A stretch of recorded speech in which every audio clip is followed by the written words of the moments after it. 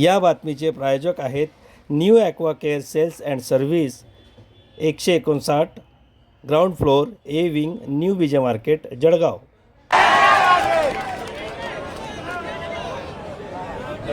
उल्लेख केला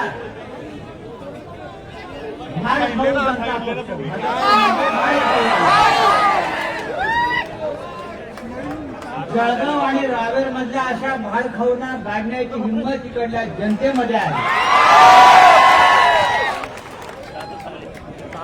मला खात्री आहे की महाराष्ट्रावर या भाड खाऊनी जो अन्याय केला, अत्याचार केला, त्याचा बदला घेण्याची ही वेळ आता आपल्यावर. या तप्त उन्हामध्ये आपण जमलेला आहात. सूर्य आग ओकतोय, घामाघूम झालेला आहात आणि ज्यांनी 250 खोके घेऊन घरात बसलेले आहेत ते आज आपल्या सभेकडे पाहतायत. सगळ्यात मोठी गद्दार या जिल्ह्यामध्ये झाली. गद्दार आहे तो गुलाब पाटील, गद्दार आहे दादा. गुलाब पाटील गद्दार आहे तो. गुलाब पाटील गद्दार आहे. गुलाब पाटील गद्दार आहे, गद्दार आहे, गद्दार आहे. या कान पसरवलेला, कान पसरवलेला,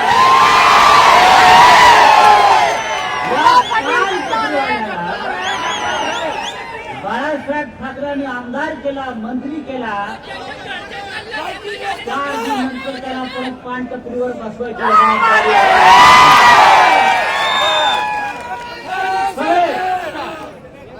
आणि म्हणून जळगाव आणि रावेर या दोन्ही लोकसभा मतदारसंघात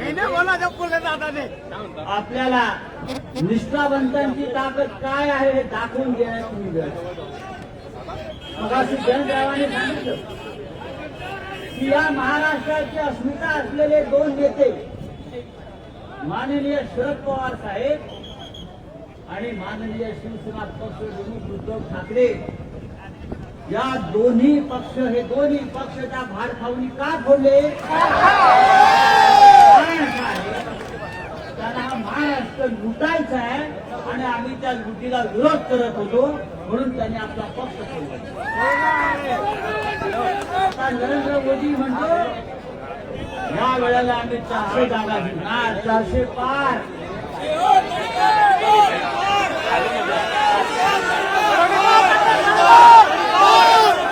उद्धव ठाकरे साहेबांनी सांगितलंय अरे 400 पार काय, या वेळेला भाजप 400 पार बापाची लोकशाही आहे का? बाळासाहेब ठाकरे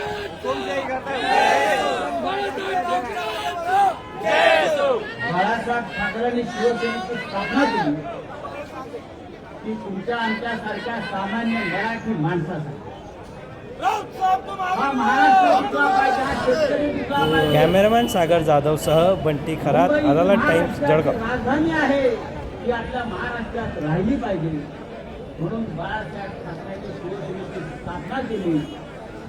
पण या नरेंद्र मोदी आणि अमित शहाला आपली मुंबई गुजरातला पळवायची आहे आणि म्हणून त्यांनी शिवसेना फोडली.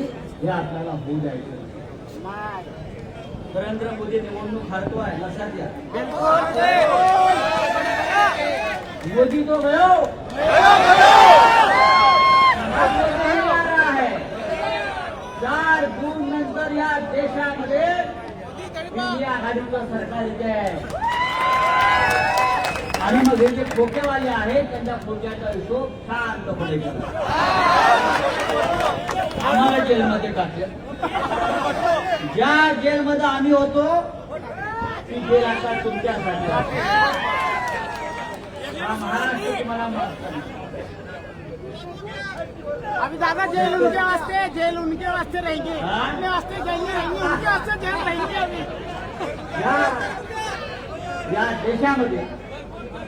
या देशामध्ये नरेंद्र मोदी वणवण फिरतात. ही गॅरंटी, ही गॅरंटी, ही गॅरंटी. अरे तुझ्या निवडून होण्याची गॅरंटी नाही, तू काय मला गॅरंटी? 4 जून नंतर तुम्ही पंतप्रधान राहायचं नाही याची गॅरंटी नाहीये आणि तुम्ही आम्हाला गॅरंटी देता. गेल्या 10 वर्षामध्ये आपण जी गॅरंटी दिली त्याचं काय झालं ते आधी सांगा. मगाशी वक्त्याने उल्लेख केला 2 कोटी रोजगार प्रत्येक वर्षाला देणार होते. 2 कोटी. मला असं वाटतं आतापर्यंत या देशामध्ये 2 लाख सुद्धा रोजगार हे देऊ शकले नाही. उलट महाराष्ट्राचा वाट्याचा रोजगार हे गुजरातमध्ये नोकर भरती बंद आहे.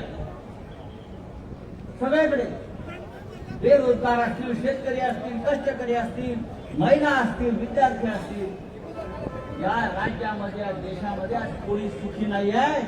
आणि अशा निर्घृण सरकारला आपल्याला परत निवडून द्यायचं. हा महाराष्ट्र छत्रपती शिवाजी महाराजांचं नाव सांग. या महाराष्ट्रामध्ये बेईमानी आणि गद्दारीला स्थान नाही.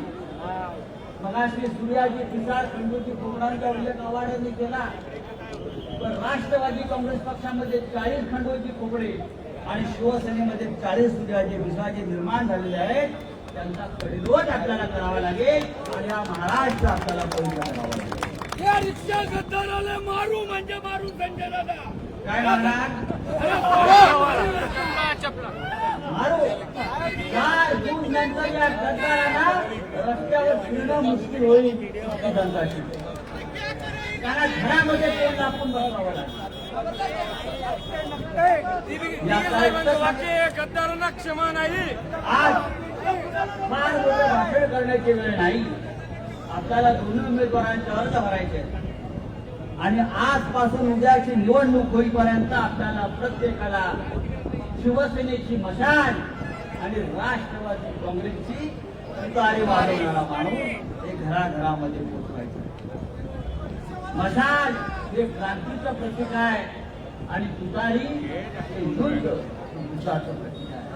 महाराष्ट्रामध्ये युद्ध सुरू झालेलं आहे आणि युद्ध महाविकास आघाडी जिंकण्याचं आढळ नाही एवढंच हे सांगतो.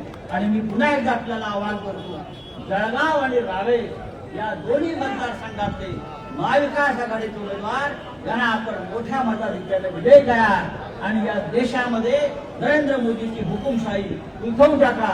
जय हिंद, जय महाराष्ट्र. या ठिकाणी कोणी जागा राहायचं नाहीये. व्यासपीठावर बसलेले सर्व नेते आणि उमेदवार मोजके. त्यांचा हसरा चेहरा बघितला की सर्वसामान्य शेतकऱ्यांना केलेली 72,000 करोड रुपयाची कर्जमाफी आठवते. आणि तुम्ही कुठेही गेलात आणि अजित पवारांना बघितलं की शेतकरी म्हणतात सदर हजाराचा सिंचन घोटाळा. हा 2 पवारांमधला फरक आहे.